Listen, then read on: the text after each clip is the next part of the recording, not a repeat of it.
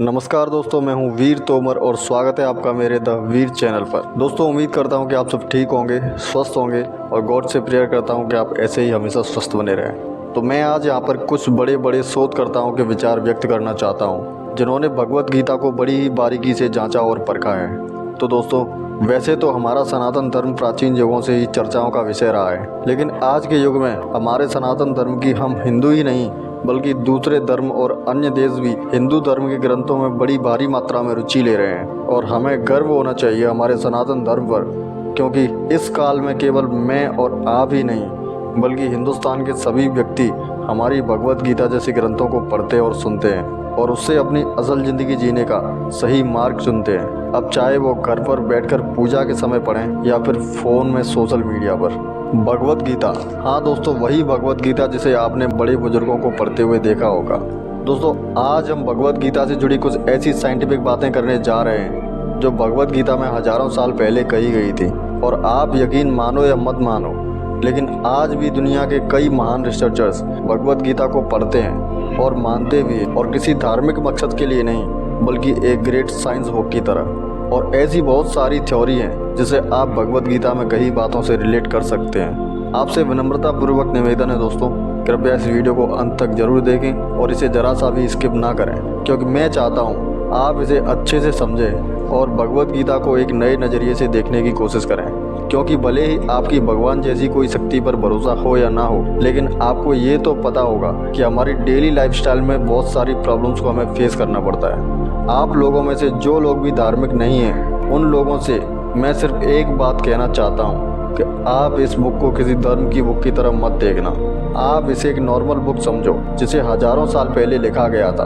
दोस्तों, वैसे तो गीता साइकोलॉजी के लिए बहुत ही अच्छी बुक मानी जाती है, लेकिन लोगों को यह नहीं पता है इसमें आपको biology, physics, maths and astrology के बारे में कई ऐसी बातें मिलती हैं जिनके बेस पर बड़ी बड़ी खोज यानी डिस्कवरी हुई है। शुरू करने से पहले मैं एक बात और क्लियर कर दूं, मैं जो भी बातें इसमें बताऊंगा आप तुरंत जजमेंटल होकर यानी अपनी कोई भी धारणा बनाने से पहले मेरी बोली हुई बातों को ध्यान से समझना और फिर अपनी राय हमारे नीचे कमेंट बॉक्स में मेंशन करना। दोस्तों, एलोन मस्क और स्टीफन हॉकिंग जैसे बड़े बड़े फ्यूचरिस्ट यानी कि हमेशा दूर की सोचने वाले लोगों ने यह कहा है कि हमारी दुनिया एक माया जाल है, मतलब सिमुलेशन हो सकती है।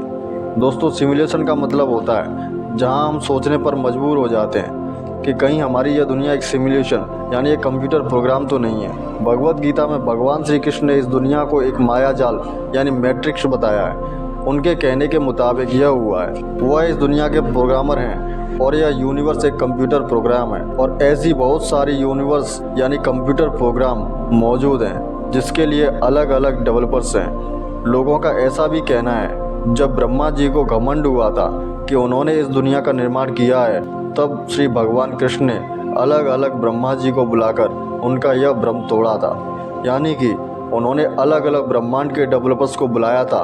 मल्टी यूनिवर्स की थ्योरी गीता में हजारों साल पहले ही बताई गई थी, जिसे आज साइंटिस्ट एक बहुत स्ट्रॉन्ग हाइपोथेसिस मानते हैं। फॉर एग्जाम्पल, हमारी दुनिया से सभी कंप्यूटर किसी नेटवर्क के साथ जुड़े होते हैं। उसी तरह अलग अलग यूनिवर्स यानी कि कंप्यूटर प्रोग्राम भी आपस में किसी नेटवर्क से जुड़े होते हैं और उस नेटवर्क का नाम है the black hole. Multi university और पैरेलल यूनिवर्स हाइपोथेसिस में यह माना गया है कि कोई भी चीज़ ब्लैक होल में चली जाए तो वह किसी दूसरे कंप्यूटर सिमुलेशन यानी किसी दूसरे यूनिवर्स में चली जाती है। क्या आपने कभी सोचा था कि भगवत गीता में इतनी एडवांस थ्योरी का वर्णन हो सकता है? ऐसी और भी बहुत सारी बातें हैं जो साइंस और साइकोलॉजी के फील्ड में गीता में कही गई सभी बातों को साबित करती है। आपको शायद यह बात पता नहीं होगी कि भगवत गीता सिर्फ हिंदी में ही नहीं बल्कि इंग्लिश, जापानीज, चाइनीज, जर्मन और बहुत सारी लैंग्वेज में पब्लिश हो चुकी है। और हमें इस बात पर गर्व होना चाहिए, हमारे पास एक ऐसे ज्ञान का भंडार है जिसे पूरी दुनिया जानना चाहती है।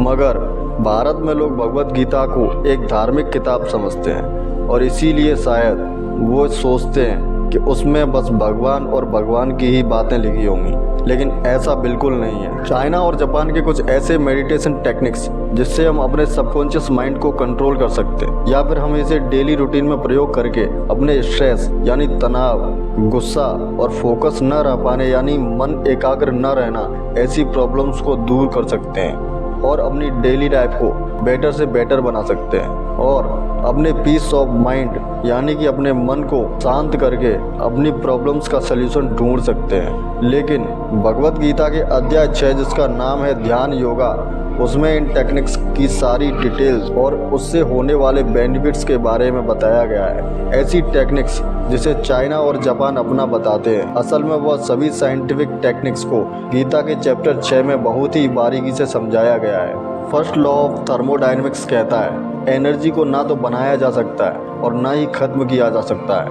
उसे बस एक फॉर्म से दूसरे फॉर्म में कन्वर्ट कर सकते हैं, मतलब बदल सकते हैं, जिसे हम कंजर्वेशन ऑफ एनर्जी भी बोलते हैं। आपने जनरेटर को तो देखा ही होगा, उसमें एक मैग्नेटिक पर एक कॉइल लगी रहती है।